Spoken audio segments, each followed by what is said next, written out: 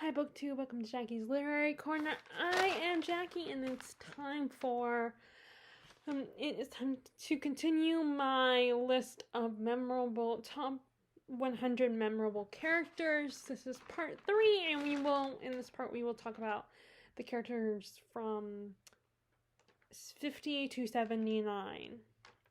Okay, so next we have, where am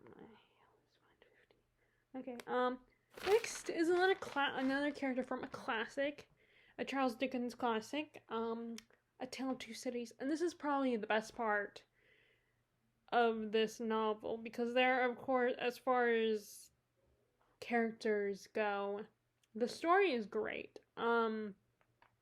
It is very much a historical set during the French Revolution, I believe. So another book that's kind of indirectly related to the Napoleon situation, and that is the character of Sidney Carton. Sidney is such an interesting, complex male character. He acts like the bad boy and everything, but he secretly harbors romantic feelings for I cannot remember her name. The female lead of the story. But she's married to his best friend, which, coincidences of all coincidences, him and her husband Charles and Sidney look exactly alike. And that kind of plays into the plot later on. And Sidney, he's deep down, yes, he acts like the bad boy, but he's such a good guy at heart, and he cares about people and fights for them.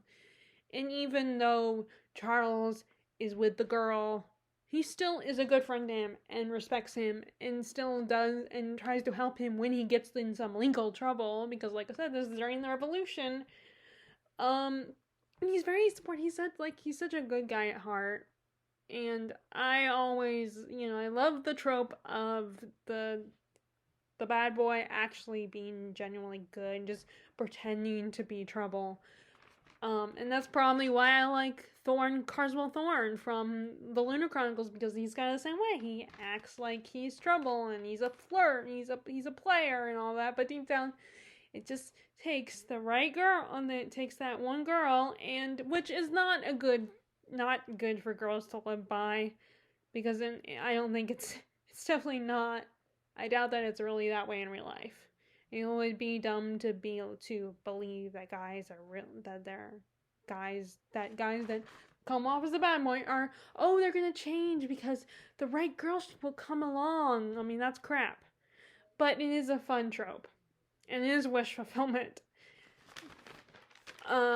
But yeah, Sidney Carton is such an awesome character. I know I'm not alone. I think a lot of people love this character that had read A Tale of Two Cities. It's one of the best things about the book.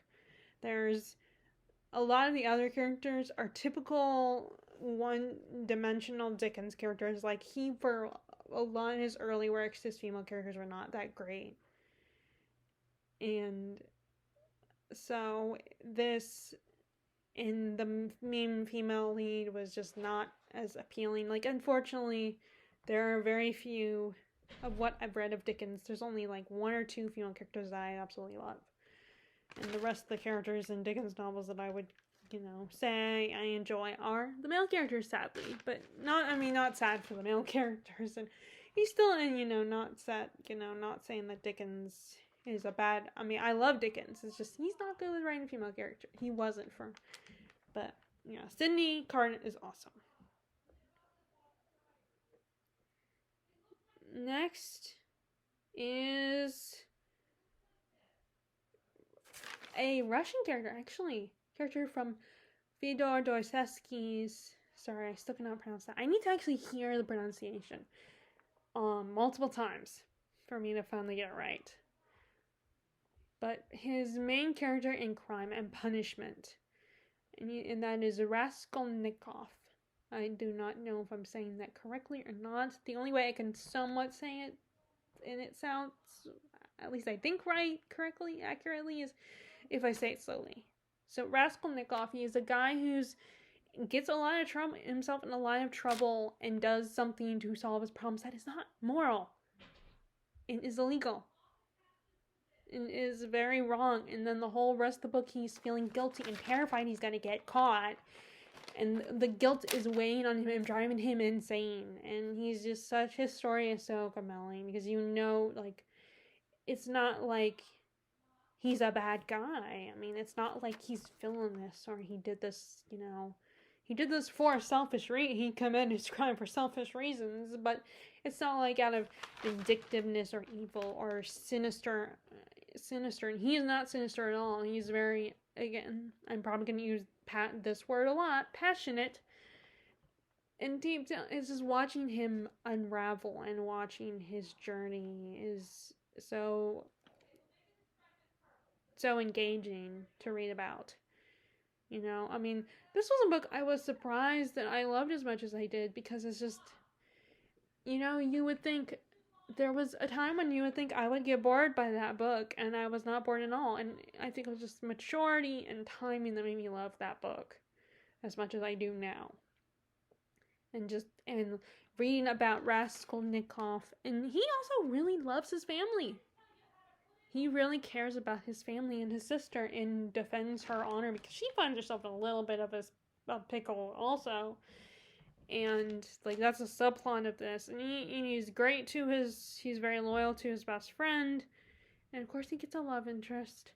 Of course, I prefer the sister as far as characters. Like, the love interest is okay. I like, as far as the female characters go, I'm more interested in the sister than his love interest. But he has, he's just a human being that's very interesting to read about. Just like Sidney Carton. And I definitely want to reread both those books. Well, although I did reread A Tale of Two Cities earlier last year. Last year is in 2021. Because I'm filming this so I probably need to wait for it. I mean, there's no rules. I could technically read it again this year if I wanted to. But but first I want to reread books that I have not already reread. So, Jane Eyre and Tale of Two Cities are probably gonna have to wait. Next we have a character, the female lead of Strange the Dreamer. Although I do think the duology should be called, like, Weep, the City of Weep, or something. Not Strange the Dreamer, because I think but that's a conversation for another time.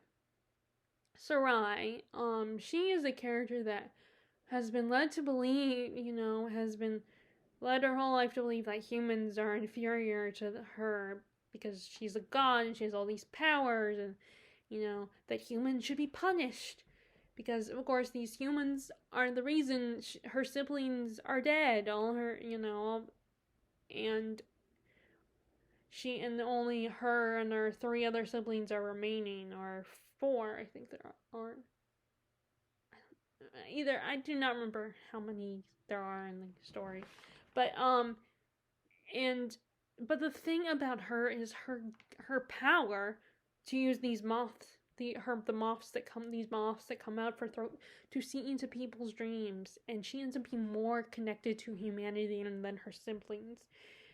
Her siblings are very distant from the humans, but she is enlightened and fascinated by them, and you just feel so bad for her because she feels conflicting loyalties because she cares about her family, especially her sister, her older sister who looks younger, but yet at the same time, she sees how she sees humanity and sees that her sister is wrong about humanity and that they should not be punished.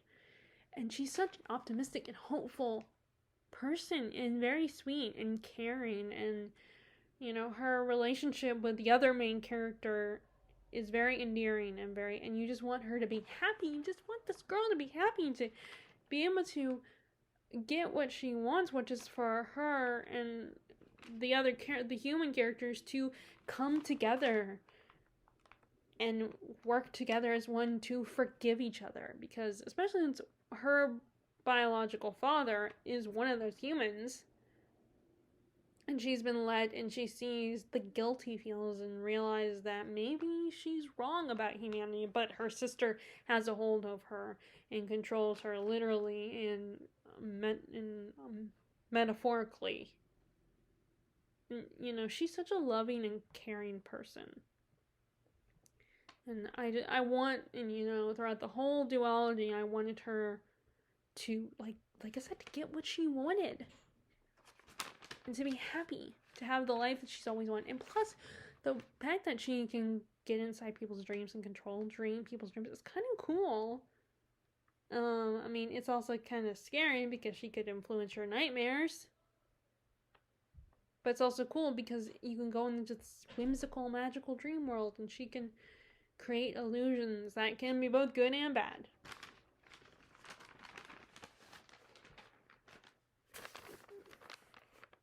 Okay, next, well, now we're gonna, I forgot I put this one after her, is her love interest, the other main character of this duology, Laszlo Strange, the title character of the first book. Laszlo he's a scholar, he's such a nerd, and he really cares about this mysterious city. He wants to know everything, and he's such a sweetie. He's like a little, you know, he's like a, you know, little blueberry muffin. You just, you know, and you just hope that he gets what he wants as well. He's optimistic. He's, you know, he doesn't realize how special he is. You know, but he's, you know, he's passive and he doesn't stand up for himself enough, and he needs to, and you want to stand up for himself. You want him to be, and what I love, and what's so great about him is that he is always, you know, even if someone doesn't deserve his friendship, he will put in the effort to try to be their friend. And he gets to know everybody. He tries to develop a personal relationship with everybody. He tries to be personal. He's a people pleaser, and which can be both good and bad. And he's a dreamer, as, you know, as his little nickname implies. And his last name, he dreams, and he has hopes and fears, and he's actually a great love interest because he's a good guy. He would never hurt. I don't see him be the type to cheat or to, you know, hurt someone. He just believes in people and tries to fight for them, and he's a blueberry muffin. That's how I feel about Laszlo Strange as a character. Next is, okay, so I already mentioned one of the characters in the Rift War saga, so I want to talk about the main character, and that is Pug. Pug is a typical teenage boy, a good kid, you know, very caring and kind, and, you know, but still likes to run around and can be mischievous, get into trouble. He's the typical main character of a coming-of-age young adult novel, but he's also, like, his journey throughout the first two books is so interesting, and he changes a lot, and just what makes him so memorable is the character development for me. Like, though he becomes this average kid who's an orphan, you know, you feel sad, feel bad for him. He's like, he, you know, gets into trouble, but, you know, he's very different. He's kind of like Harry Potter in a way, but he cares about people. He's kind and respectful and everything. But then, like I said, his journey in the first two books, that's what I like, is that it goes in a very unexpected direction. I mean, kind of still goes in the typical, like, character that is, you know, that this character grows into a more badass character, a stronger character. But it's still, like, for me, what makes those kinds of stories different and interesting is the in-between, the details. What the details of their journey is what I think still will keep people reading these kinds of books. because it's how they get there. It's the journey, which I know is a cliche, but I think in a lot of cases it's true. It's what keeps someone reading a book, even if it follows has a lot of cliche aspects to it, and a similar formula to a lot of other types of novels of that category, is how the character gets there. And for Pug, how he gets there is really engaging. And he's also a good guy, like Laszlo. He's good and really cares about his friends. But of course he makes mistakes, he can be impulsive, and he gets himself mixed up with the princess of the dukedom where he lives. But he ends up proving to be him and the princess's other potential love interest. Actually do something that I was worried about, that it would be them constantly butting heads all the time, but it didn't last long. The rivalry between them, which I really appreciated. That they didn't focus too much on that love triangle. It didn't become like a big love triangle thing. Like, they're both very proud young men, but they also were like, you know what? Yeah, I might be jealous, but we'll let her choose.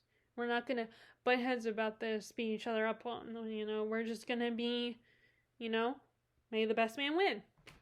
Which I think a lot of people should follow that mentality, but of course that would make an interesting story if they did. But yeah, Pug is like, what makes him, for me, it's his journey that makes him memorable.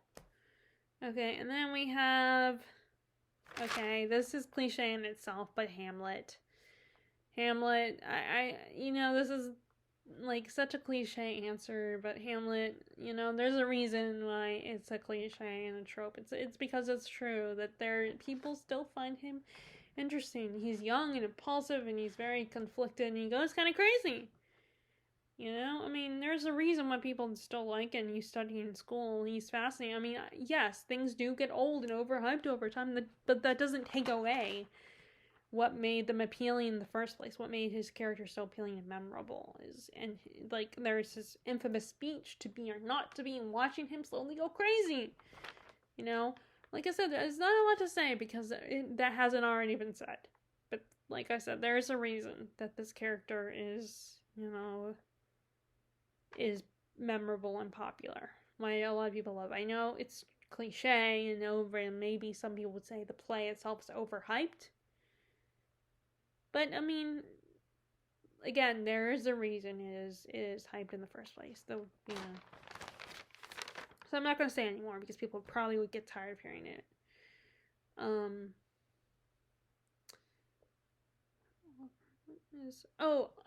had to think about this next one, 56. Which is Oliver, and not Oliver Twist, but Oliver from They Were Villains. If They Were Villains. This is very interesting. This has been ever since it came out, has always been compared to Secret History because it follows a similar story about, a group of these pretentious students committing a crime. And except there are differences, obviously. The main conflict is the same, but there are differences, like, Oliver is the main character, but he ends up getting convicted for committing said crime. And it's all about finding out if he really did it or not. The whole story is looking back on the events and him being asked to explain if he did or didn't do it, because he gets arrested for committing this crime. And there is some, and it's also theater kids, Shakespeare particularly, while A Secret History focused more on Greek mythology and studying Greek. So Oliver is a very interesting character. Like, he's not as naive, I feel like, as Richard from A Secret History was. And he embraces this dark path he goes under, and, and he probably, he supports and cares about the wrong people, and it gets him in trouble. But I think he understands more than he admits. I think, he's not completely blindsided by the situation, He understands the situation. He's narrating what happened, So he does understand this group of friends. He understands, and he's an observer, and he's someone that isn't completely oblivious, and just seeing him tell his story. And this is one I want to reread as well. This is one that I can prioritize this because I've only read it once. So that's all I got to say about how memorable he is. Which maybe next is, where am I? Okay.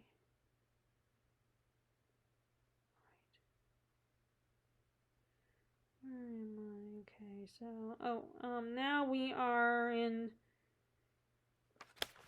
Okay, so we just talked about if they were villains, the main character Oliver. Well, now we're going to talk about the character, that group of students in The Secret History. They are so messed up and dysfunctional. It's not even funny how messed up these kids are. I mean, considering what they do in the story, how, and it's all about their consequences of their actions, bad choices. Pretentious, arrogant people, to me, are fascinating. I know a lot of people roll their eyes and they're like, I don't want to read about this. And they're like, oh, this came off as too pretentious. That was the criticism that A Secret History had. But to me, and I'm sure to other people that read it and loved it, it is so fascinating to see these people unravel, and their arrogance is almost amusing. And just their complexities, and, you just, again, it's like watching a car crash. Like, you can't look away. You're just so fascinated. I want to understand these people, and I want to understand them and why they were the way they are, why they think the way they do. I mean, they are such horrible people, but they are, I mean, of course, like any human, they have good traits as well. They, of course, the path they choose is not that great. Kind of takes away any goodness that they have.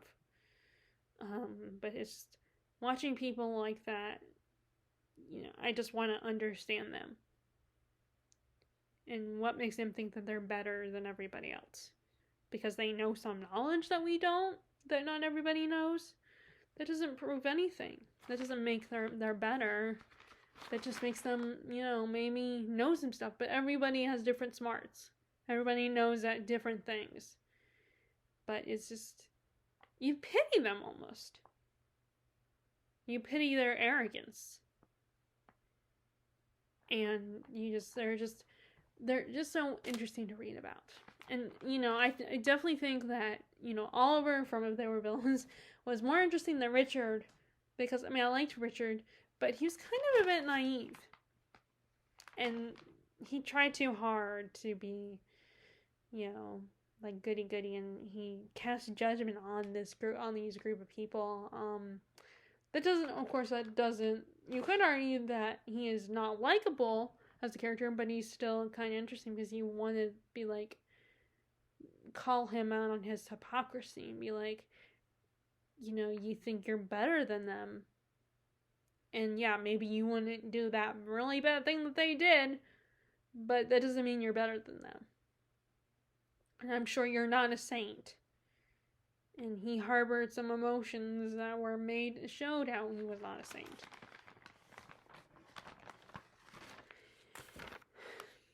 Okay, so like I said, I chose all of them because they were just all really, really memorable and engaging to me. Next is, okay, this is kind of when I go into the more TV territory. Although some of these characters are from comic books, like comic books originally, or now they are comic books characters. And then first, I'm gonna talk about Spike from Buffy the Vampire Slayer and Angel, the TV series. Spike is awesome. He is definitely a fan favorite, and there's a reason he's a fan favorite. He started out as a bit of a mama's boy and so sweet and romantic. He was a bit of a poet, but then he got bullied and pushed around and became a vampire. And he became a very emotional person who resented when women who harbors a little like love, is very close to, his like mother figures and he is a walking psychologist's dream. He is so fascinating doing when we're studying, like, what's great about Joss Whedon's and his team of writers, and Joss, David Greenwald, Jane Epsonson, and I don't remember all the writers. There are way too many writers to remember all their names specifically, but they created such an interesting character in Spike, because he starts out as a very villainous character, but then as the story progresses, he's not just a villain that is charming, he shows his good side, and you see him when you see his past, you realize that he was good once. He became a vampire. And interestingly enough, he's somewhat good, still has some goodness in him. Unlike Angel, I feel like didn't get his goodness back until he got his soul back. While there are some aspects about Spike's personality as a human that show there is good in him. There is something about him. There's a little slither of humanity in him. But he doesn't fully see his humanity until what happens to him in season 7. But he's fun, he's funny, he's snarky. But deep down, he sees things for what they are, he's not easily fooled. Like,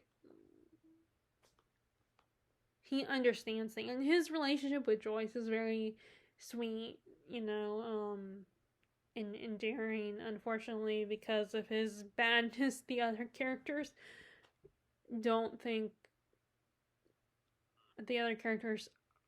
think he's probably, got Joyce wrapped around his little finger, and that he's not, that it was her mistake to trust him, and because of naivety. But I think I love the moments between the two of them. The scene that those scenes, the brief scenes between the two of them are really sweet. Shows how he had a good relationship, how he had a beautiful relationship with his mother.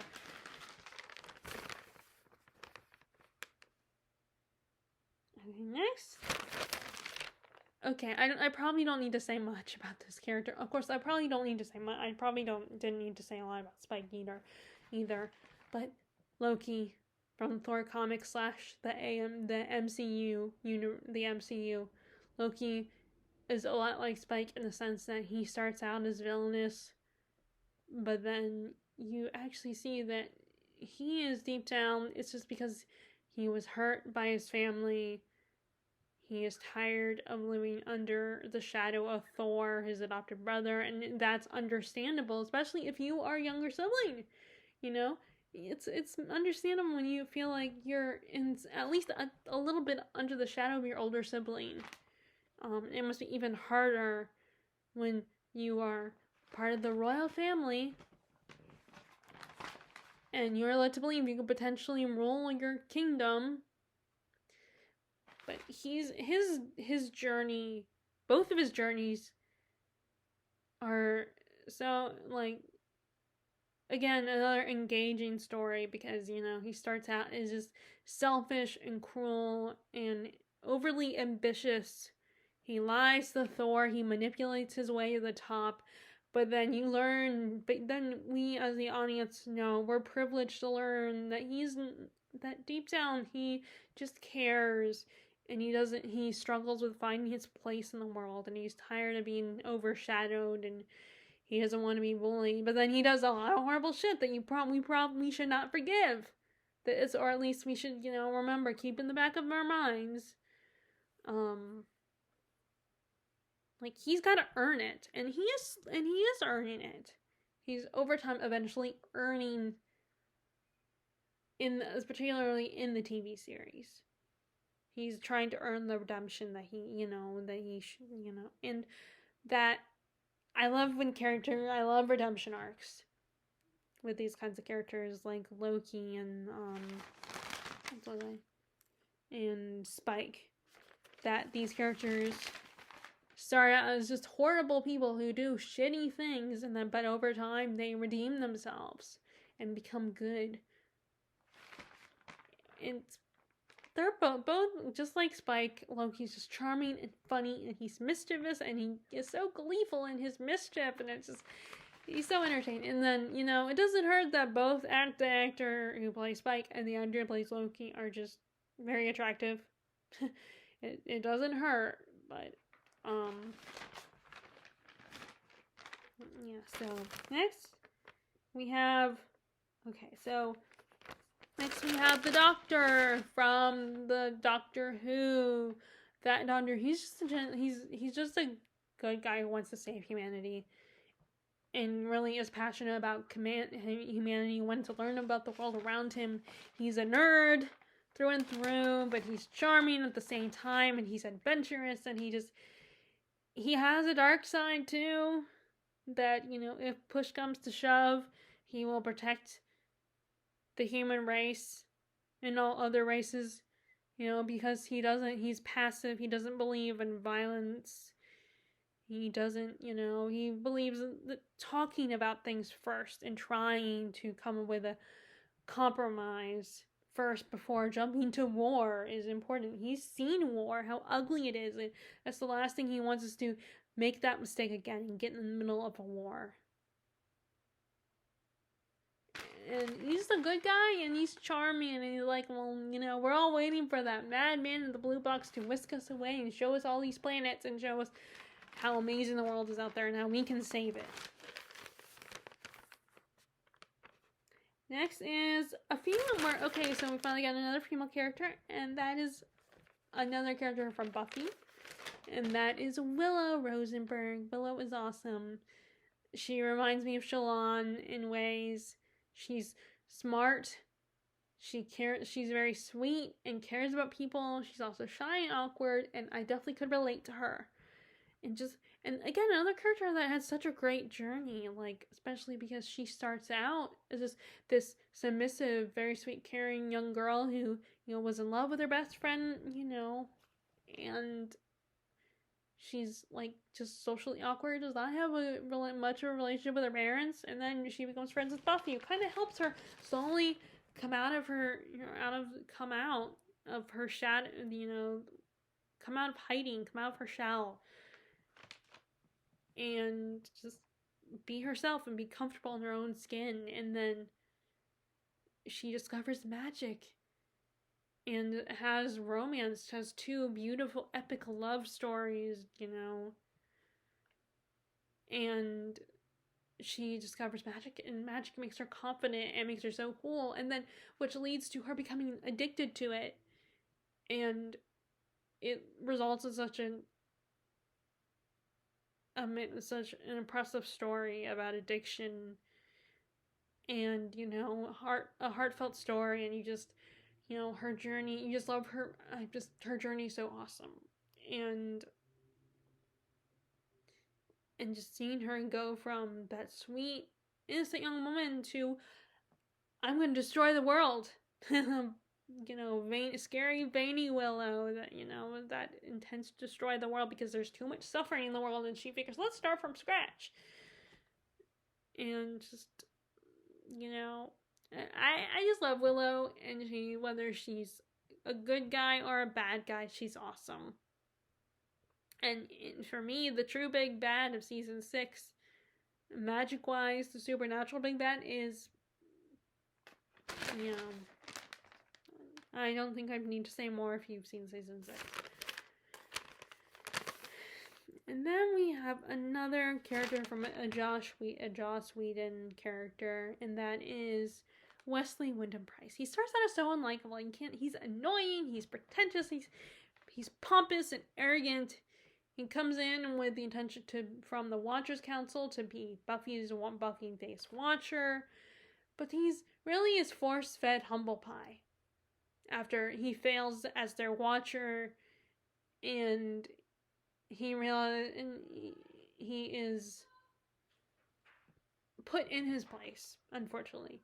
And you almost think he deserves it because he was such a pompous, arrogant dick thinking he knew everything being done, and just another member of the Watchers Council. But then he actually becomes a good human being, and like a fighter for good, and he actually turns out to be a good guy, and he becomes a lot more complex as a human being. We see his darker side, not just the pompous, arrogant dude, but the guy who's, makes mistakes, misinterprets prophecies, and, really cares about people, and is very sensitive. And someone who makes rash decisions without even thinking, and not realizing, like, and he's just someone, he's hardened and made really tough, and because he experiences a whole lot, like, he is, after the whole thing of Faith and getting tortured by her, and when she comes back into his life, and then he leads a rebel humans in another world, and he ends up also, he finds himself in a love triangle, and then he loses to, the badass, tough, sweet gun, who is, like, shows a softer side. He loses that chance to, and then on top of that, because he focuses on the finding and understanding prophecy, this one particular prophecy where he is led to believe that Angel's son will kill him, or Angel will kill his son, and he makes the mistake of taking his son, which results in his son going to Demon Dimension, and then he comes back and he hates his father, in which isolates Wesley because Angel resents Wesley, which is understandable because Wesley took his son from him. The only son he could ever have, and Wesley has his throat cut, so he feels not only he got hurt, he got his throat cut, but he also lost his friends, and Angel even tried to kill him, and suffocate him, in fact, and then he ends up sleeping with the enemy kind of situation. And so he goes through a lot in season 3 and season, in 2 and 3, and just his journey to become the man, to become this hard-hearted but strong human being who, is not such a pompous idiot anymore. And I have a little bit of a crush on Wesley. Wesley's awesome, and he's a nerd. He's really smart too. He's a nerd. I like my nerds. Maybe that's because I am one too. Okay, and then we have another character from Angel, and the girl that I mentioned that Wesley falls in love with, Winifred Burkle. And there's almost all the characters on Angel are just really just as interesting as the characters, engaged as the characters from Buffy, maybe even more so.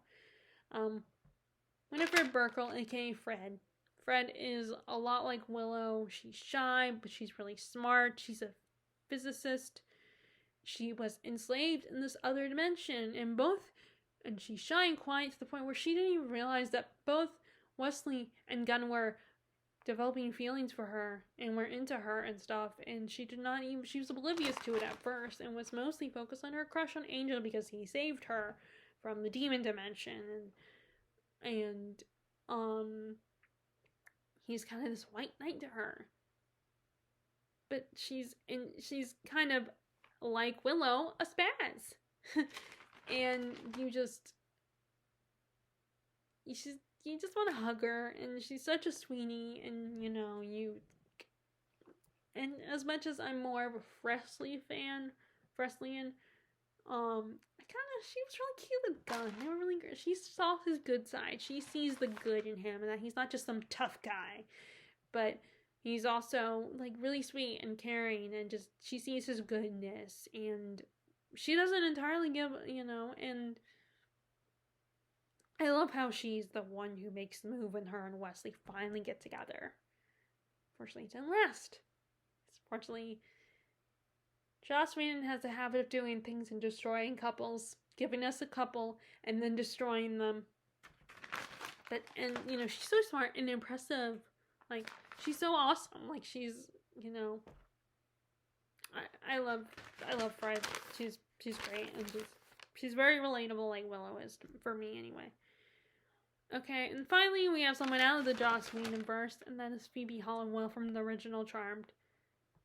Phoebe is awesome. She was who I wanted to be. She was a rebel. She was like the kind of a bad girl, but not exactly. Like, she broke the rules a lot, and she was so confident and sassy, and she's a romantic, and she's passionate, but she's like I said, she was a bit of a rebel and broke rules and hung out with the wrong crowd, and was a very angry teenager and did not have, and she lost her mother early on.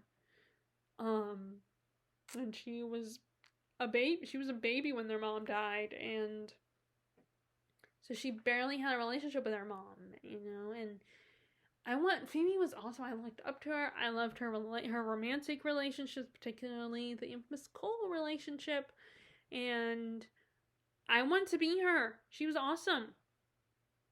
She's awesome. I love Phoebe. And then let's talk about her epic love, Cole Turner. He's one of the few love interests of Phoebe's that I actually still love to this day. Cole is a demon, half human, and he's a character who goes through an interesting journey. He starts out as a half demon, the typical charming bad boy or equivalent to and because he's like half demon, he was supposed to weasel his way into the lives of the Charmed Ones and eventually kill them, and he realized that he has their weaknesses are their humanity, so he becomes their friends and then seduces Phoebe, but in doing so he does, like what I mentioned earlier, one of my favorite tropes when it comes to romance is the dangerous bad boy type falling for the good girl, although Phoebe isn't necessarily a good girl, but she makes him better, she makes him good, brings out his humanity. And she, and it's just their romance is awesome, beautiful, and passionate. I wanted them to work, but I knew, but it just couldn't work. His demonic half just, like, it was just too much for Phoebe. And you can see he really loves her. He's actually a good guy deep down, but, he loses his humanity. And he slowly goes crazy. You feel sorry for him towards the end of his arc. Because he goes crazy. He is, he loses it. And he tries to hold on to what he wants, which is Phoebe, but it just utterly fails.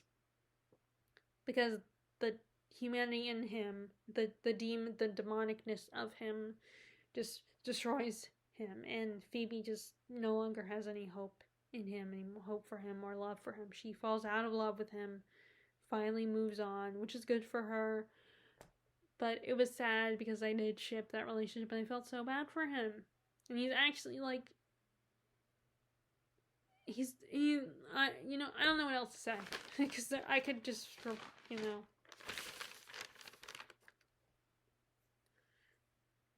And then we have, I'm gonna bring up Once Upon a Time again, because I know I try not to, and I've said it before and I'll say it again, I have issues with that show and the direction the show went and the writing and how they treated this character, and that is Rumpelstiltskin.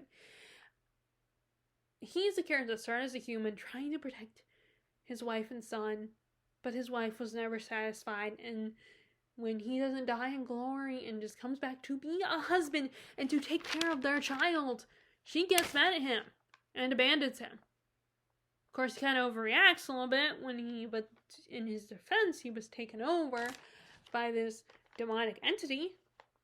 But,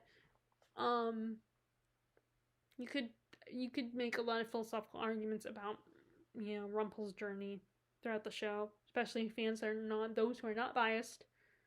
Like I am it, then I am.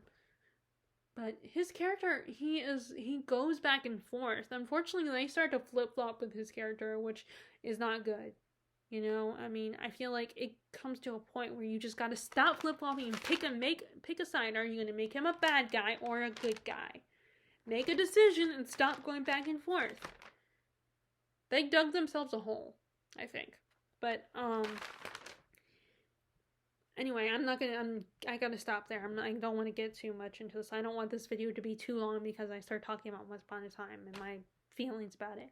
But Rumpel, he, again, another complex male character because he starts out very human, and you can see he still has humanity. Especially when he loves people. Like, he is very capable of love. He loves his son. And he goes through all the motion, does all this to protect his son. So it's a very volatile combination of someone that has otherworldly power that could be seen as evil and demonic mixed with humanity, because humans are selfish and greedy and will do anything to protect what's theirs, and whether they deserve it or not. And it comes from, when you're, as the title, as one of the episodes is called, desperate souls. He's so desperate to protect his son and not allow him to, and protect him from war, that he makes a bad decision, takes this power that controls him and consumes him. And like Willow, he becomes an addict. And he can't live without it, and he loses his son in the process. And he finds his third and final love, Belle. He has a very crazy relationship with her because she loves him and believes in him, but at the same time, she stops believing him at one point and loses faith in him, and is constantly just, and I'm trying not to go into too much of my biased opinions about it, because I have very strong opinions about that relationship and how disappointed I am in the direction they went with that relationship. But let's just say their relationship fell apart. And unfortunately, they didn't. And I know what happened, how their journey ends, or they end up together. But then she dies and he goes on, which I think how they went about that, from what I've heard of how they go about, I personally do not like it, but that's just me. But just seeing what he'll do for love, and just, he's actually that villain that you just kind of get really annoyed by, because he actually says things that make sense. He says things to our heroes that make sense, that it's like, well, you got a good point. Like, but in this case, I don't, like, for me from my point of view, I see him very differently. Like, he is a villain, but he's also someone that, I saw him as a good guy too. And as the audience or a reader, and, you are privileged to know things that the characters don't know. And that makes it so much more interesting and frustrating at the same time. I was very frustrated with this character and the situation, this character, because I, in my opinion, saw his goodness and saw that maybe he was right. But, anyway, this character, I love Rumpel's character. I love his journey, and he's just awesome. Okay.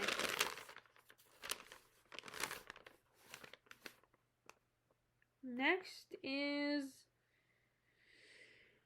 we're actually going with a movie character, and that is Doc Brown. I kind of threw this because he was, like, Doc Brown was awesome. He was one of my early favorite characters back in the day.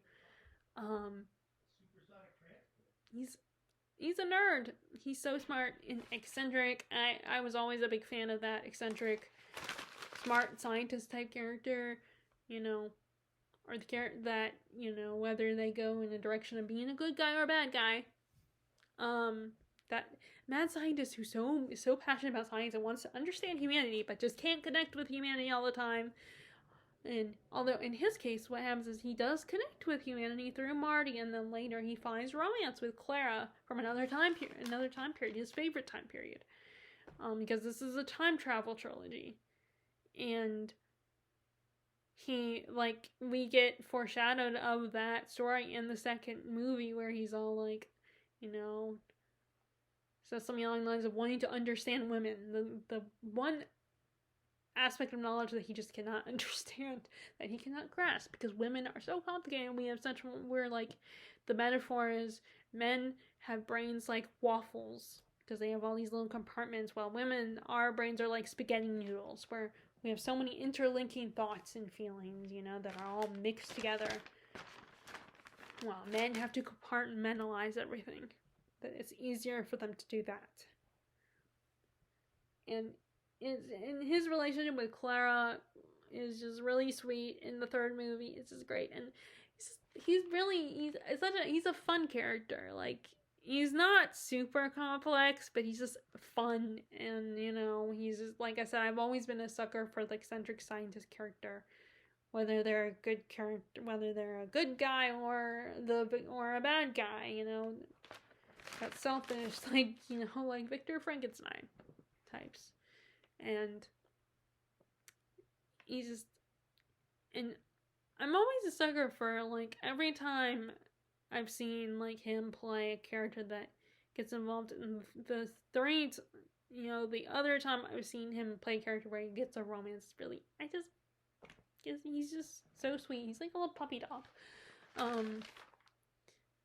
And he also can be scary. What's Christopher, I was supposed to say Plummer. Christopher Lloyd is really, you know, really underrated actor.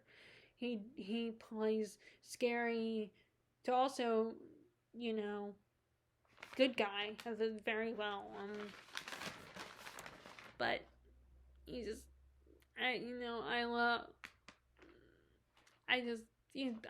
he's just awesome. One of my early favorite characters. Okay, almost done. Okay, and then we have Lamora from The Gentleman Bastards. Locke, what can you say about Locke?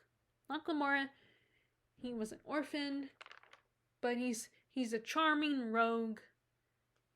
And he's one of those characters that you get very frustrated with. And he just keeps to himself his emotions to him. You know, he tries to not show. He's a kind of a Robin Hood figure.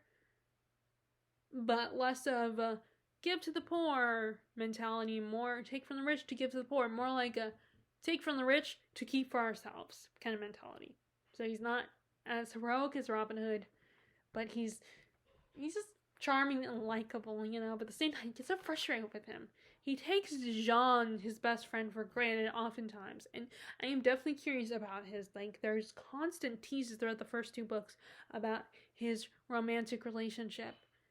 And, you know, the more teases I've got, the more I was like, okay, I wonder, wow, what happened to how she's probably the only person next to Jean who can wrap him around their little finger and just manipulate him, get inside his head, you know. Because Locke is so, like, keeps to himself. He closes himself off from people. He's just that lovable rogue that is just frustrating, but you also like him. You want to hang out with him. And you just want to, like, I mean, he takes her Jean for granted, but then when he's good, when he realizes that he's being asked to Jean, he actually makes up for it in a big way. You know, he's that friend that on the one hand you're like, there's gonna be one day where I'm gonna walk away from you and abandon you, but then Jean turns around and is like, I can't leave you. You know, I keep thinking, like, I kept comparing them to a little bit to Hadrian Blackwater and Royce Melbourne from the Writery of Revelations, except for, you know, Hadrian is just too goody, and John is more of a good guy, while Royce is he's what he is. Actually, I almost think him and Locke are more similar at times, but just. And I love his relationship, Locke's relationship with Jean, and I definitely want to see his relationship with I cannot remember her name, his love interest. I definitely am curious to see, and they will be in Republic of Thieves. I keep waiting if I should go ahead and read it, because there's, you know, I don't know when the next book is coming, but Locke is also impulsive and rash. Just there are some traits that are repeated amongst these characters that I like. I mean, I clearly have a type a type that, as far as like characters I like and am drawn to. Okay, the last character I'm going to talk about before I'm going to stop and decide to do a part 3, and that is Jay Gatsby from The Great Gatsby. Jay Gatsby. He's such an optimist. He's so hopeful. And he's a bit naive. You know? He gets, like, you know, you want him to get the girl. But then you realize he's being selfish and there's no way. He's kind of an idiot. But he's a lovable idiot. And he's just very, like... But he's also very selfish. And puts Daisy Buchanan on this high pedestal. And he does not realize that he cannot have her. He wants to take back the past. He wants to bring back the past. He wants to keep her. He wants to take her away from her husband. But it's not that simple. She has to be willing to go. And he undeniably believes that she will be. But then he does not realize that she is a coward. She cannot, you know, she is selfish herself. She is selfish and cruel. And someone that just cannot give up this good life, her good social life, you know, her rich socialite lifestyle. It's not enough. You almost pity her. Because I think she did love him in her way. But it was not enough. But Jay Gatsby is such an optimist. He's so hopeful. He is ambitious. And he's just someone that you want him to be happy, but then you're like shaking your head and saying, you cannot have that. You have to let it go and move on. And he could have moved on. And what happened in the ending, how his story ended could have been changed if he had just moved on from Daisy and accepted that he will never have her. That it's too late. It's just, you feel sorry for him. You pity him. You know, and, you know, you wish he didn't put on this whole facade because Daisy does not deserve him. It's like you know, you just get, again, another character that you just get frustrated with. A lot of male characters, I think, put on a show and a facade to please other people or to show that other people don't get to them. You know, you feel sorry for them. And you want them to see the light and realize, or in Gatsby's case, the green light, and realize that stop doing this to yourself. So those are top 100 memorable characters, 50 through 69. I will do 70 through 99 in part 3. I hope you guys enjoyed this video, and if you liked it, give it a thumbs up. Click subscribe if you haven't already. Click the bell notification if you want to be notified when I post new videos. And if you are interested and have an opinion on any of these characters, feel free to share in the comments below. I would love to chat with you about it. And I hope I can have a good debate with you if you do not have to like these characters, the characters that I like, because sometimes I end up not being very good at debating, but I would like to try. So, I hope you are enjoying your reading and staying safe, and I will talk to y'all tomorrow, or, well, the next time when I film. Alright, bye!